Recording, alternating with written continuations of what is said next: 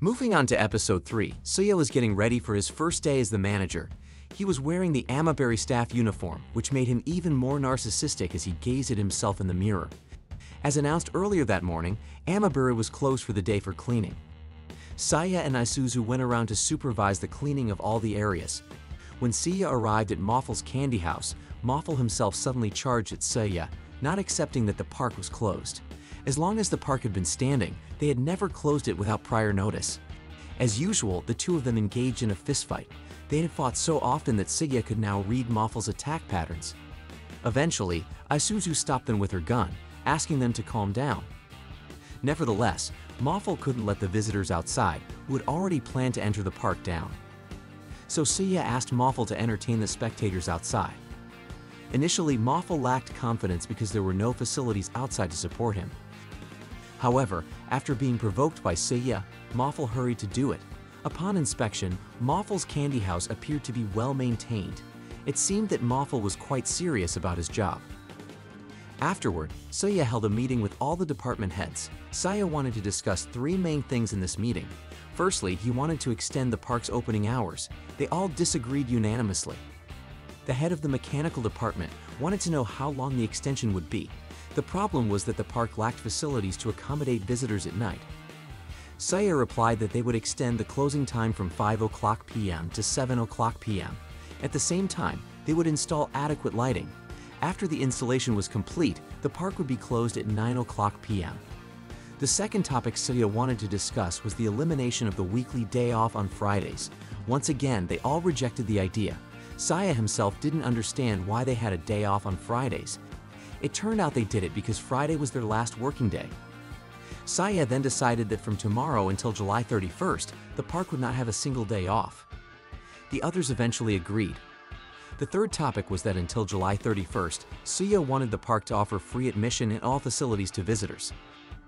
Of course, the others were shocked to hear this. The head of the finance department strongly opposed this idea. Moffel also disagreed. They were professional workers and couldn't provide performances for free. Otherwise, visitors might not be willing to pay after being continuously given free access. Seiya understood if this plan was rejected. Therefore, he had another idea. All prices in the park would be lowered to 30 yen. Since the park would celebrate its 30th anniversary next year, he suggested a price of 30 yen. Ashi still disagreed because 30 yen was almost the same as free. However, Seiya emphasized that the number of visitors was more important than profits for now. After presenting these 3 topics, the meeting concluded. On their way to the main gate, Moffel complained about what had happened to Macaron. Macaron himself wasn't too upset. He also agreed that the park would end if it didn't attract enough visitors. Afterward, the two of them prepared to entertain the spectators outside.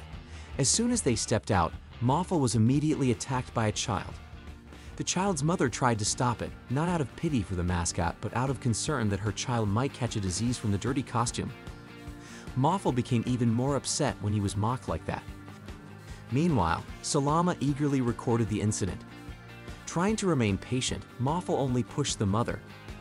The child and mother then complained to a man about Moffel. The man indeed looked like a troublemaker. He wanted to beat Moffel for his actions. Macaron tried to stop them, but it was already too late. Moffel easily avoided the man's attack and retaliated with a single punch. The man immediately fainted. Not satisfied with just that, Moffel also wanted to beat the mother and child. Fortunately, Seiya arrived to stop him. After that, the 3 of them were taken to the administrative office.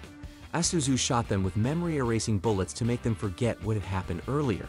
Seiya felt like a villain for shooting visitors. He also couldn't understand why Moffel started the trouble. According to Isuzu and Macaron, Moffel usually had a short temper. At least an incident like this happened once a year. Moffel felt guilty and offered to resign. However, Seiya couldn't fire him because Moffel was an important mascot. Therefore, Seiya forgave him this time. If something similar happened again, Seiya would fire him immediately. In his office, Seiya thanked Isuzu for erasing the family's memories. However, Isuzu reminded him that memory-erasing bullets were very precious. It took a year to make one bullet, so Seiya couldn't rely on them all the time. Nevertheless, Seiya was still grateful. Hearing this, Seiya had an idea since Isuzu was willing to do anything. Unexpectedly, Seiya instructed Isuzu and the other girls to wear bikinis to create a promotional video.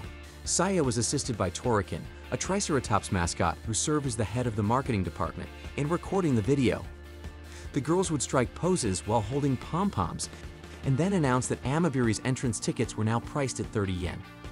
After finishing the recording, Toriken and Saya were editing the footage for uploading.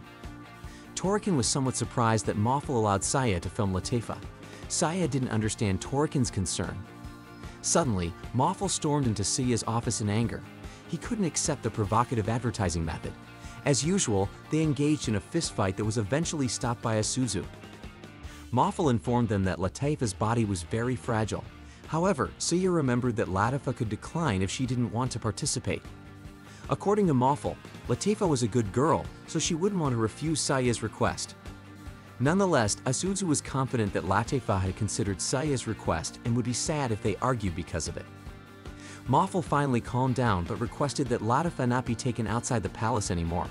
That place was her sanctuary. Saya still didn't fully understand what they were talking about. Moffel stated that he didn't want to bother explaining to someone who would be leaving in the next 3 months. Isuzu then explained that it wasn't good for Princess Latifah to leave the protective barrier built around the palace. Saya couldn't fathom why Isuzu hadn't informed him of such an important matter sooner.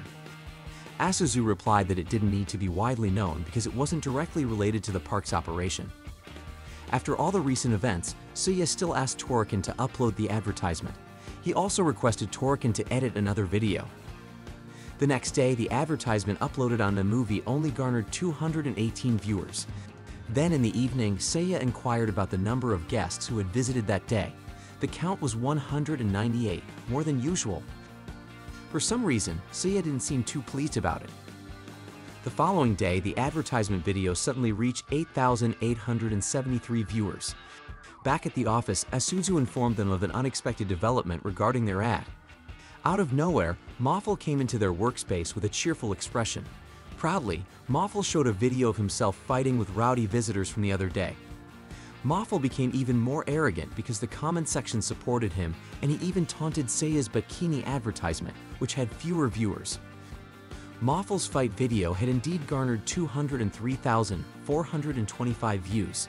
It seemed like Saya's video was being watched because it was related to Moffel's video. However, for some reason, Saya just laughed heavily. He then instructed Moffel to check the uploader's name on the fight video. It turned out the uploader's name was AYIES, which, when reversed, spelled SDIYA. Instantly, Toriken came to explain. The video was recorded by Salama and edited by Toriken together with Suvia. Without their edits, Moffel would have looked like the villain in the video. Now it was Sita's turn to boast. He easily turned bad news into something that could attract visitors.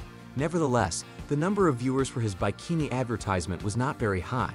Saya also didn't know if this would bring visitors to the park. The likelihood was that only 1% of the viewers would actually come here.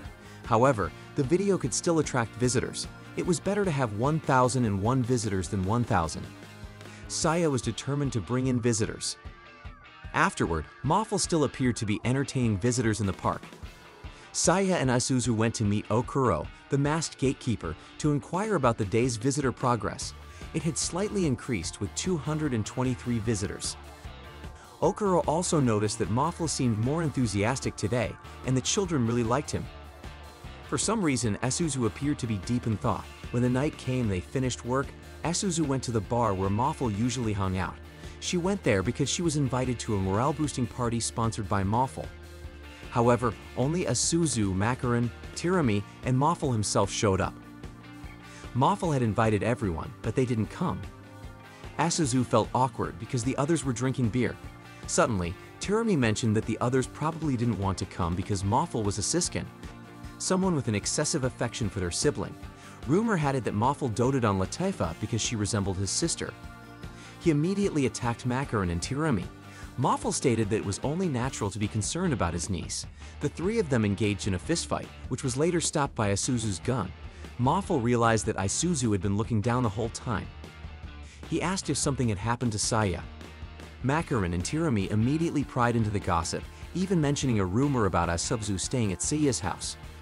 Once again, Isuzu shot the three of them with her gun. At that moment, Wanipi, the crocodile mascot, arrived with news about Princess Latifah.